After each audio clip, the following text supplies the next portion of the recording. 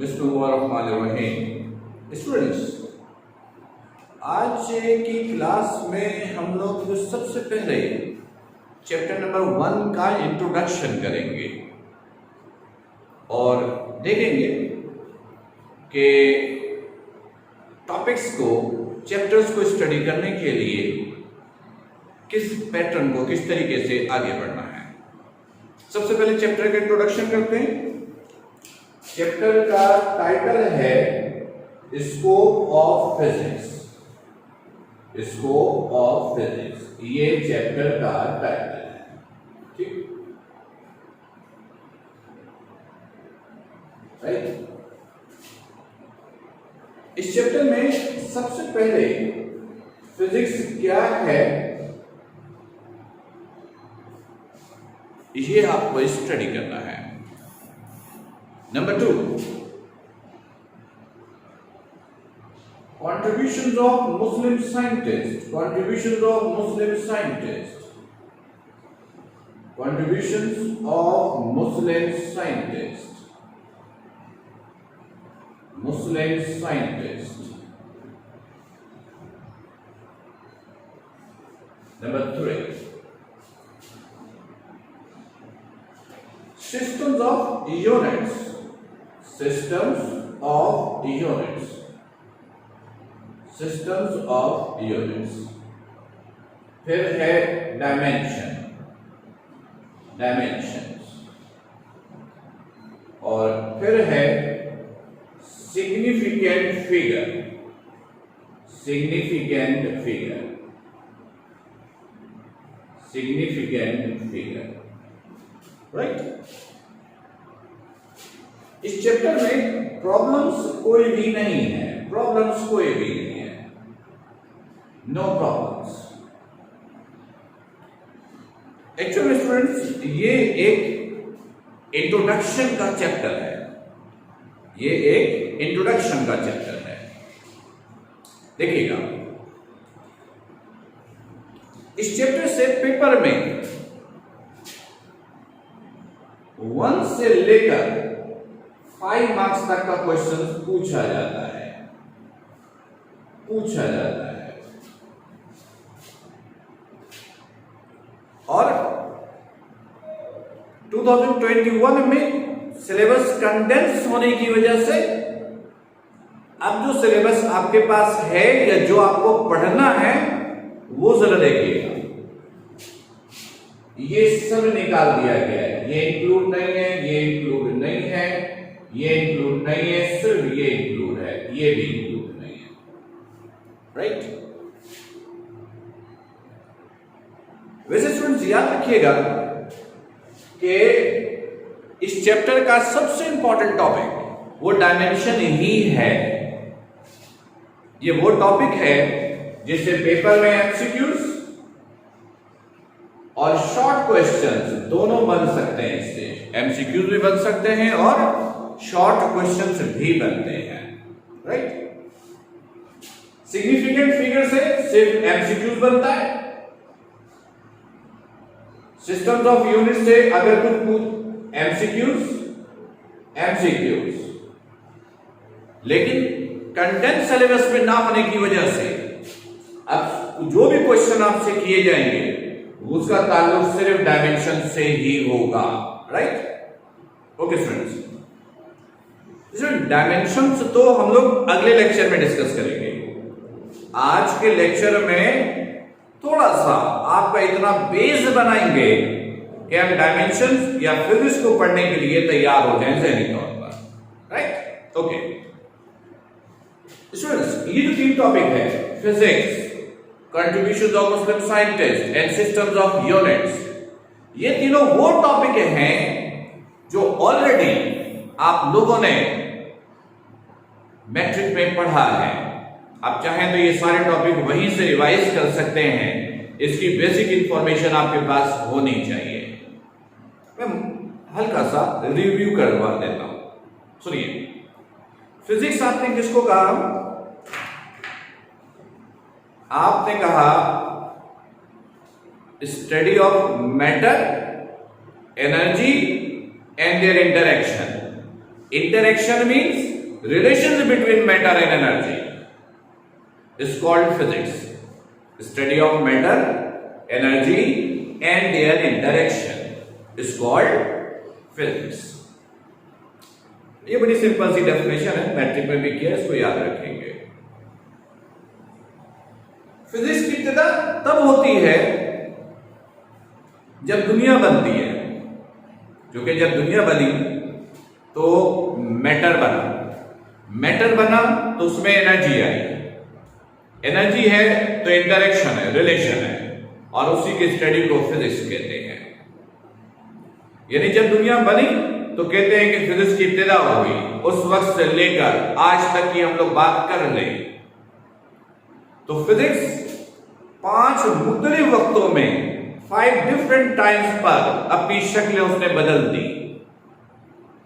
पहली generation physics की या पहला पीरियड फिजिक्स का हम कहते हैं initial time of universe. Initial time of universe, initial time of universe, जब यूनिवर्स बना तब से शुरू हुआ और ये 600 पर आकर खत्म हो गया, राइट? ये सबसे लॉन्ग पीरियड है।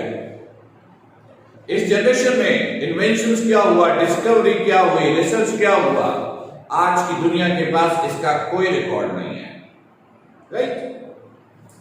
सेकेंड, 600 से लेकर ये 1500 तक, 1500 ईयर्स, इसे आप एरा ऑफ मुस्लिम साइंटिस्ट भी कह सकते हैं, मुस्लिम पीरियड्स भी कह सकते हैं। ये वो पीरियड है जिसमें मुसलमानों ने बेतहा साइंस में रिसर्च वर्क किया, इन्वेंशंस की, जो मैट्रिक में आपने इसको स्टडी भी किया होगा। जैसे फॉर एग्जांपल इब्नुल हैतम, जिसने लाइट एनर्जी पे बेतहा काम किया, किताबुल मनाज़िल उसने बुक भी लिखी। एल्बेरोनी मुसोफॉर्स में, इब्न सीना, डॉक्टर अब्दुल कदीर और इस जैसे बहुत सारे साइंटिस्ट जो इस वक्त के मुस्लिम साइंटिस्ट हैं, जिनकी साइंस में, फिजिक्स में बड़ी कंट्रीब्यूशन है। पर इस पीरियड में मुसलमानों ने भी बेइंतहा वर्क किया है। फिलहाल हम बहुत डिटेल में नहीं जा सकते, सिर्फ हम हिस्ट्री के तौर पर इसको थोड़ा सा देख रहे थे। तीसरा, 1500 से लेकर ये 1700 तक का पीरियड है। ये डार्क जनरेशन है, इस जनरेशन में कोई काम नहीं। ये 1700 से लेकर 1891 फोर्थ पीरियड है। इस जनरेशन की फिजिक्स को क्लासिकल फिजिक्स कहते हैं, क्लासिकल फिजिक्स कहते हैं, क्लासिकल फिजिक्स कहते हैं। इसका फाउंडर न्यूटन और मैक्सवेल को कहा जाता है, न्यूटन और मैक्सवेल को कहा जाता है। Fifth generation, fifth period of physics जो कंटिन्यू है, गोइंग ऑन है, वो 1891 से शुरू हुआ और ये फिलहाल कंटिन्यू है। इस जनरेशन की फिजिक्स को हम लोग मॉडर्न या क्वांटम फिजिक्स कहते हैं, या क्वांटम फिजिक्स कहते हैं। एल्बर्ट आइंस्टाइन को एज अ फाउंडर जाना जाता है। स्टूडेंट्स, ये जो दो जनरेशन आपको नजर आ रही है, जरा इन दो के बारे में थोड़ी सी इंफॉर्मेशन कलेक्ट करते हैं। क्लासिकल फिजिक्स और मॉडर्न फिजिक्स, इनके डिफरेंसेस को समझने के लिए एक दो एग्जाम्पल दे रहा हूं, जिसकी मदद से आप अच्छी तरह समझ सकते हैं कि इन दोनों में फर्क है क्या। सुनिएगा गौर से।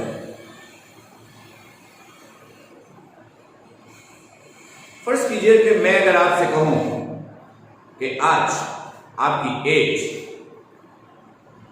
17 ईयर्स है, 17 साल है।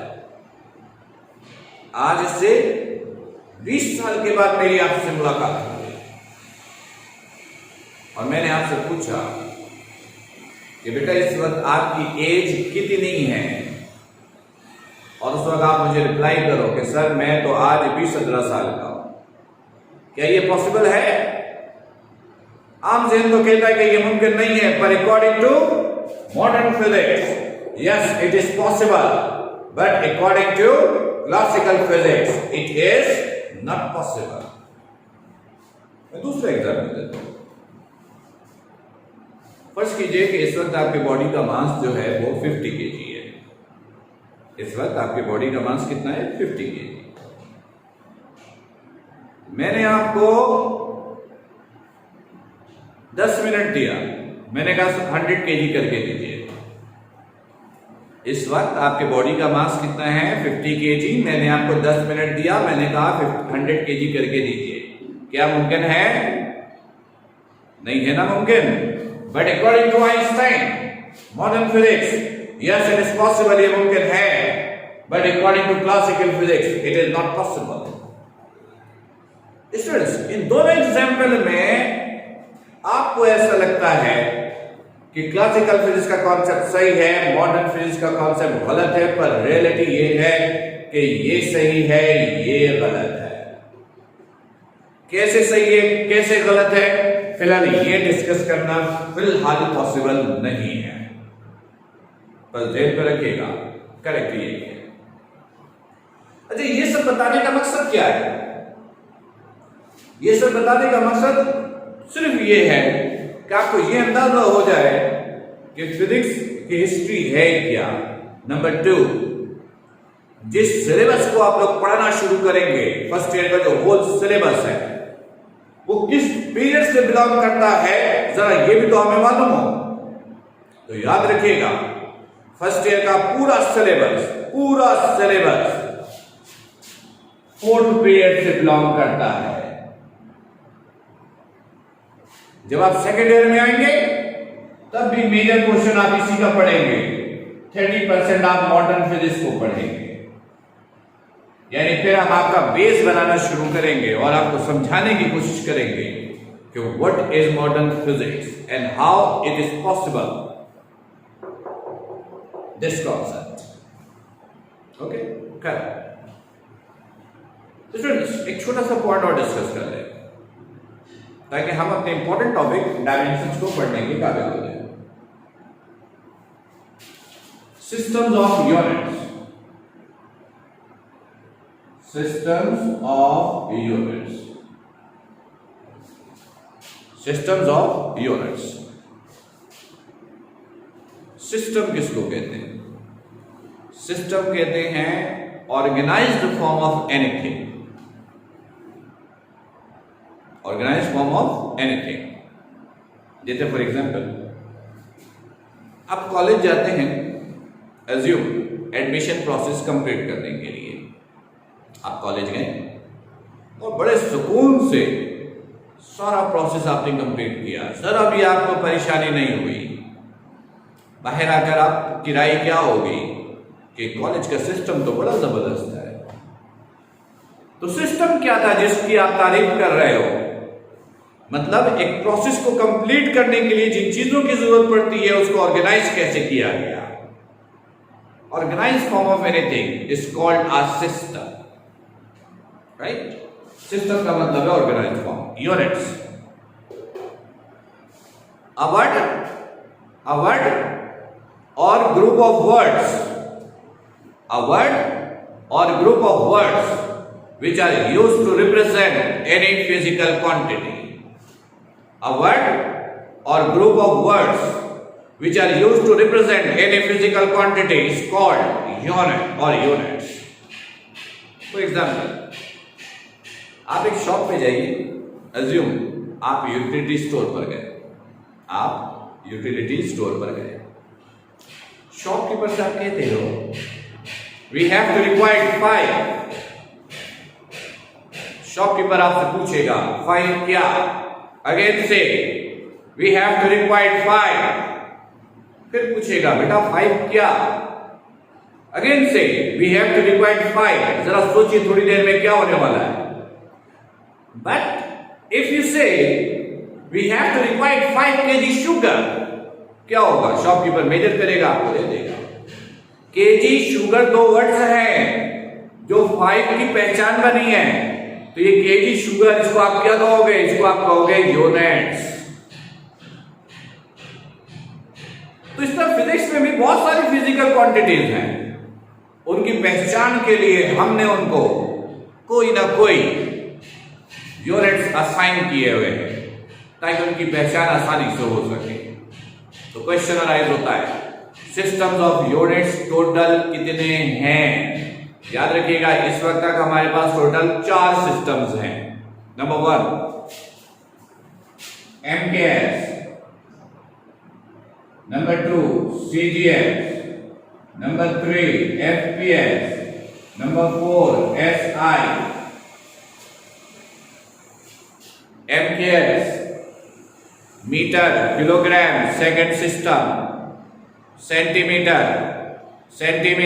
ग्राम, second system, foot, pound, second system, SI system international units, right. तो स्टूडेंट्स, अगर कोई आपसे पूछे कि फिजिक्स को पढ़ने के लिए आप किस सिस्टम को फॉलो करते हैं, तो याद रखिएगा फिजिक्स को स्टडी करने के लिए हम लोग SI यूनिट्स को फॉलो करते हैं। फिजिक्स को पढ़ने के लिए हम लोग SI यूनिट्स को फॉलो करते हैं, system international units. MKS, CGS, FPS, इन तीनों सिस्टम के जो बेसिक फिजिकल क्वांटिटीज हैं जिस पर बेस बना करके इन तीनों सिस्टम को बनाया गया, वो ये हैं: लेंथ,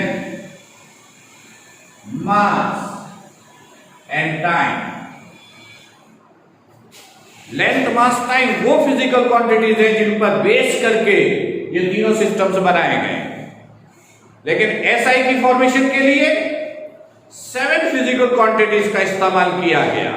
वो 7 फिजिकल क्वांटिटीज कौन कौन से हैं? लेंथ, मास, time, current, temperature, luminous intensity,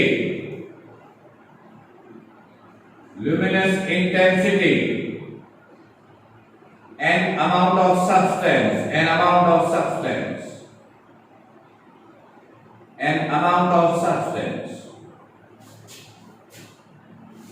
ये 7 फिजिकल क्वांटिटीज है जिन पर बेस करके SI यूनिट्स बनाया गया। लेंथ का यूनिट मीटर, मास का kilogram, KG, time second, current ampere, temperature kelvin, luminous intensity candela, CB लिखते हैं, अमाउंट ऑफ सब्सटेंस मोल। ये 7 फिजिकल क्वांटिटीज हैं जिन पर बेस करके ये सिस्टम बनाया गया है। स्टूडेंट्स, याद रखिएगा कि यूनिट्स 2 टाइप की हैं। नंबर 1 बेसिक या फंडामेंटल यूनिट्स, बेसिक या fundamental units, number 1। Number 2 derived units. Basic या फंडामेंटल यूनिट्स कौन से हैं? बस ये टोटल 7 है। ये 7 बेसिक फंडामेंटल यूनिट्स हैं, टोटल 7 है। इनकी मदद से जो नए यूनिट्स बनते हैं उनको हम लोग कहते हैं derived units. The combination of 2 or more than 2 basic units is called a derived units. Derived units की कोई तादाद नहीं है। जैसे मीटर पर सेकंड, मीटर SI है, सेकंड SI है, पर मीटर पर सेकंड कॉम्बिनेशन है, लिहाजा इसको आप ड्राइव्ड यूनिट्स बोलोगे, राइट? ओके स्टूडेंट्स, आज के लेक्चर के बाद हमने आपको इस काबिल कर दिया है कि इस चैप्टर का सबसे इंपॉर्टेंट टॉपिक जो कि डायमेंशन है वो हम पढ़ सके। याद रखिएगा, डायमेंशन 2 लेक्चर में कंप्लीट होता है। जो पहला लेक्चर होगा उसमें हम आपको समझाएंगे, बेस बनाएंगे कि डायमेंशन होता क्या है, और पेपर में डायमेंशन से रिलेटेड जो एमसीक्यूज आते हैं आप वो अटेम्प्ट करने के काबिल हो जाएंगे। फिर जो दूसरा लेक्चर होगा उसमें हम डायमेंशन से रिलेटेड पेपर में जो शॉर्ट क्वेश्चंस आते हैं उसको स्टडी करेंगे, उसको पढ़ने के काबिल बनेंगे, राइट। तो स्टूडेंट्स, इस लेक्चर्स को अच्छी तरह देखिएगा। इसमें जो बेसिक इंफॉर्मेशन दी गई है वो लाजमन आपको मालूम होनी चाहिए, पर पेपर में कुछ नहीं आएगा, पर ये सारी इंफॉर्मेशन आपके पास होनी चाहिए। तो इंशाल्लाह स्टूडेंट, फिर कल मुलाकात होगी अगले लेक्चर में और चैप्टर के सबसे इंपॉर्टेंट टॉपिक डायमेंशंस के साथ। तब तक अपना आप लोग बहुत ख्याल रखिएगा। अस्सलामु अलैकुम।